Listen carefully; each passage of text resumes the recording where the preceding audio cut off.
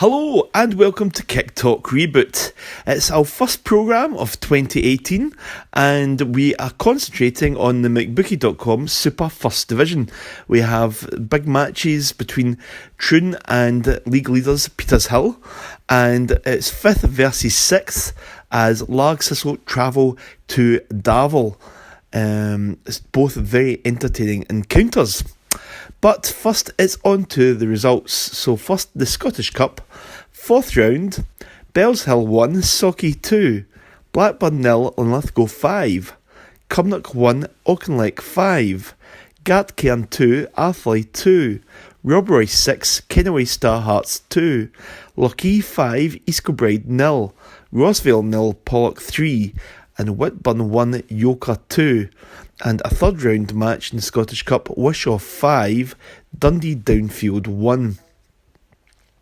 Now, it was two postponements in the Super Premier Division meant that Clydebank v Kilwinning Rangers and Govan v Glenafton were off. So into the Super First, we have Cambuslang 5, Shettleston 0, Darvel 0, Largs 2, Oviedo 0, Cumbernauld 1, and Troon 0, Petershill 2. Ayrshire District League, Winton 0, Maybole 2, Lugar 7, Muirkirk 2, McBookie.com Central District First, Glasgow Perthshire 4, Lesmahago 0, Shotts 1, Greenock 3, St Rochs 1, Neilston 1, and the Central District Second, Carluke 1, Dunny-Pace 4, Vale of Leven 1, Ashfield 2. And I was at Recreation Park, Darvel, where the score was Darvel 0, Largs Thistle 2. Now this match represented 5th versus 6th in the McBookie.com First Division and served up a 6-goal thriller between the sides last time they met in November. Now the ground was under a layer of snow last week, so was rescheduled for Saturday just there, and it certainly was a dramatic tie. The pitch was fairly cutting up, making good passing play a challenge for both sides, but both gamely persevered. And it was Darvel who had the first dangerous opening on 6 minutes.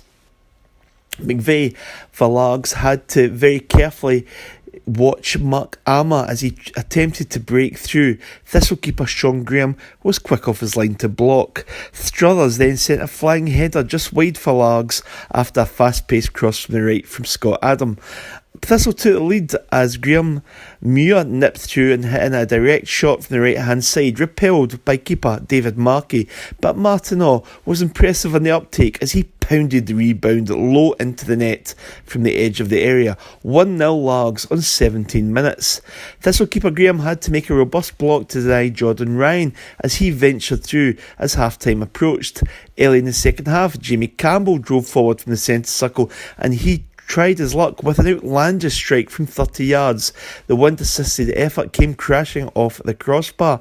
Kevin Struthers then forced a good save from Markey as Thistle attempted to get the all-important second goal, and from the resulting corner, defender Alan Gilbride's powerful header was finger-tipped onto the bar, but fellow defender Craig Little was quickest to react to power another header home into an empty net. So 2-0 up on the hour mark, and Darvel nearly turned the match on its head yet again, as they did at Barfields, as they went right back up the park from kick-off. But Largs on this occasion had Nicky Jameson to thank for clearing Armour's effort off the line, with Graham beaten. But the Largs keeper then had to make a clever save to deny a swirling cross-come shot from the left, which threatened to cause havoc. And Darvel still attempted to keep the pressure on, but Thistle defended resolutely, and despite the cold, wind and generally uncomfortable conditions, Largs came through this challenge with maximum points and a clean sheet to keep their 2018 unbeaten start to the season going. Right, with Stuart Davison after Largs Thistle's 2-0 win over Darvel, you'll be pleased with a professional performance? Yep, I'm very pleased with it, Callum. It's a hard place to come to. Darvel's a good team, as they showed the last time at Barfields. So, but we knew it was going to be a different game. Obviously, with the conditions, with the weather, and we knew the park would cut up really bad. So you've got to adapt your game to that. And I thought the boys done really well with that today. They adapted their game, they worked their socks off, they gave us everything, and that's what you need to get the points here. So really pleased. It was a great headed goal from Craig Little to get us off up and running. Well, it was Marty that got the first one. Was it Martin? Aye, Marty. Sorry, Martin Hall got the first one. Aye, that's right. I'm away. Sorry. And to be honest, I thought that was a wee bit against the run of play, because Darvel were bringing the game to us. We were defending it well enough, but when we got that goal, that seemed to settle us down and kind of be getting my stride for there. And obviously the second goal for Craig Little just kind of took that bit of pressure off us, because we've seen with Darvel the last time, they scored 3 goals against us in 9 minutes, so we know they were capable of that. So to get that second goal gave us that wee cushion and made us relax a wee bit better. And there was a bit of work to do. I mean, Sean Graham had some good saves, Craig and Alan had some good blocks, and Nicky as well. That's it. Everybody in the team done their bit today for the front guys, working their socks off. Even though they maybe didn't get the goals today, they still put in a good shift for the team. The midfield battled, the defence was solid, and Sean had a couple of great saves at important times as well. We'd a few chances as well that probably later on in the game that could have made the score look a bit flattering, but I thought a 2-0 victory, I thought it was well deserved. And it keeps Largs really in the promotion hunt as well, doesn't it? Yep, that's it. I don't know the other results. Well, I think maybe Troon get beat. But see, to be honest with you, we just need to try and win our games now. As I said to you before, we're on a decent wee run, and it's just about trying to keep that going and keep the momentum going. You can see the team, I think they've got a lot more steel about them, as they showed today again, and we've just got to keep doing that and then see where it takes us. Absolutely. Another Meadow at home next week. Meadow are traditionally tough, and there's also the thorny issue of ex-player who was well known in here, James Marks. That's it. I actually met Slick in the roll shop the other day. He was getting a fry up, so I don't think his manager will like that, but Slick's a good player. He was great for Largs, and I know he'll cause us problems, but our defenders know Slick as well, obviously for training against him, playing against him, so we'll look forward to seeing him, but hopefully we're the ones that get the points. Well done. Still unbeaten in 2018. Yeah, it's only obviously been a couple of games, but it's momentum. That's all I want, just the boys to get that winning feeling every Saturday, and to come to a place like this in Darvel was really hard conditions, and the pitch totally different to what we're used to at Barfields. I told the boys before the game it's actually more satisfying after a game getting the 3 points and coming here, and you could see that with the boys. They were proud of themselves. I'm proud of them, and I'm really delighted with the points. And now it's over to my colleague Stuart McConnell, who was at Troon versus Petershill. Welcome to Portland Park, where the final score in this McBookie Super League First Division match was Troon 0, Petershill 2. The hosts got into the game looking to try and keep the pressure on the leaders in Glasgow in this rearranged game, which was called off last week. However, the hosts got out to a disastrous start in 4 minutes when Peasy took the lead with a well-worked goal as a Chris Hall cross was just outside the box, was headed perfectly home from 8 yards by Jason Hardy. 5 minutes later, the visitors were ordered a penalty kick following a foul by home skipper Dean Keenan. However, home goalie Ali McInnes dived well to foil Alec Castles from 12 yards. Another opportunity was spurned by Peasy when Paul Callender shot behind the goal from 12 yards 5 minutes later. The visiting defender Ross Bartley headed the ball into his own net from 8 yards in 22 minutes, but the goal was chalked off for a foul on a defender that could have seen Troon coming back into the game. Peasy then carved out another chance 28 minutes when Hardy swung across into the box, but a home defender hit the ball clear. The hosts were unlucky when Stephen McCready crossed into the box from 25 yards in 32 minutes, found no takers for his effort. Troon were denied what looked a clear-cut penalty in 36 minutes when Adam Forsyth looked to be tripped inside the box by a visiting defender. Danny Mackay then saw his cross into the box booted away by a visiting defender 2 minutes later. Troon were unlucky in 43 minutes when Ross Barber shot from 20 yards dipped just over the bar. Peasy were awarded a second penalty in 52 minutes when Callender was adjudged to have been tripped inside the box. Although there didn't appear to be much contact, however perhaps it was poetic justice as McInnes dived to save Hardy's spot kick effort. Troon came close again in 56 minutes when Adam Forsyth made a fine run for shooting narrowly wide from 22 yards. However, Peasy doubled their advantage 5 minutes later when Hardy blasted into the bottom corner 22 yards despite claims from the hosts were offside. A Dean Keenan free kick from 20 yards in 66 minutes was saved by John Gibson. Even melee then swung over a cross, which was headed across the face of goal in 8 yards in 80 minutes. Ross Barkley beat Forsyth to the ball 8 yards from goal and guided it back to Gibson in 82 minutes. Petershill easily saw the game out. So this defeat more or less makes it very difficult for Troon to claim the title, with the Glasgow side looking very hot favourites now to do that. Their aspirations will of course be a top 4 spot with automatic promotion. It's a bad day at the office for Troon, although weren't helped with some poor refereeing decisions by Callum Haswell. So from Portland Park, where the final score in this McBookie Super League First Division match was Troon 0, Petershill 2. It's Stuart McConnell for Kicktalk. And after the game, Stuart spoke to Troon manager Jim Kirkwood. Okay, Jim, so it was a 2-0 defeat today, but how did you feel about the game overall? How did you assess it?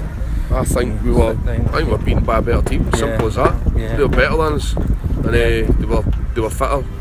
They were quicker to the ball. They were stronger, which there's no excuse for. No. But they were better than us today, no by a mile, no question. Yeah. I think maybe some refereeing decisions incurred a bit of wrath. But Well, yeah, I mean, I think there are a couple of decisions in the game, right? Yeah. And you know, the goalie's chopped off, so I think it's a goal. That was the head of it. I think they're saying it's offside, Aye, but let's yeah. not make a mistake. Yeah. Our keeper's made 2 penalty Yeah, saves, that's right. so you know, I think there's a couple of decisions there which. I do think it's got to be a goal in the first half that takes it to 1 each at half time. And I do think that their second the header, goal wasn't it, that he headed into Yeah. his own net? But so he's ran. The defenders ran towards his goal. He's clattered into his own goalkeeper, and the referee's given a free kick against our player. Which there's no rhyme or reason to it. But you know, the decisions didn't change the game. Because I think even if we had scored, I think they would have still edged it. Yeah. So that's a bit to work on, I suppose. And they're the top, aren't they? So. Yeah, but we shouldn't be so far behind them as we were today. We shouldn't be that far behind. No. That's just the facts. We should at least be a match for them in every department. We will. Yeah. So what do you think went wrong today? Was it a good result a couple of weeks ago? I mean, I think.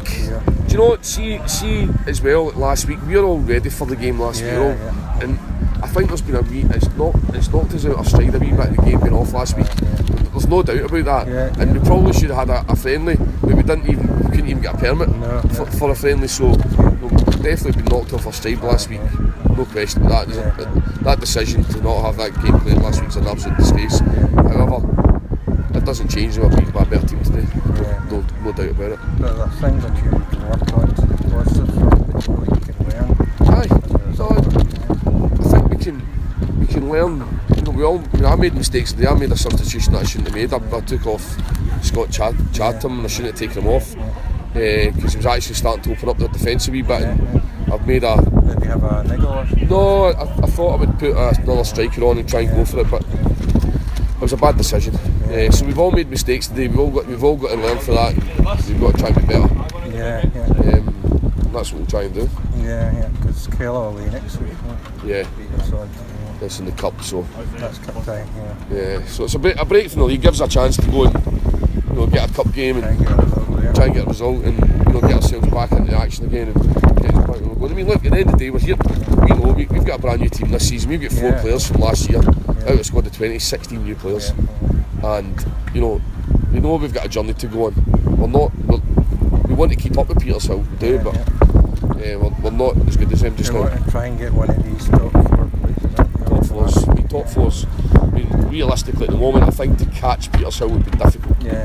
We're going to rely on them slipping up a lot, and I don't think they will, to be honest. I think they are a good side. I think they're the best side in the league. We drew with them up at their place, but they were miles better than us on the day up there. So they've quite a lot of experience in their squad. In my opinion, they are the best team in this league. No doubt about that. But all we're asking is the boys to at least go and match them, and they didn't do that. And that's what they know themselves. They do, but there's no point in just talking about it. You know, you've got to actually go and deliver. You know what I mean? You've got to actually go and deliver a victory. You know, and you've got to go and at least match the opposition. We didn't do it. I would put them to win the league, definitely. But yet to be seen. Obviously, there's other teams might think different. But from what I've seen, I've played everybody, and I don't think there's anybody better than them. Yeah. So, some frank talking there from Jim Kirkwood after that disappointing defeat for the South Ayrshire side against league leaders Petershill. And that is a wrap for Kicktalk Reboot this week. Thanks for joining us, and goodbye.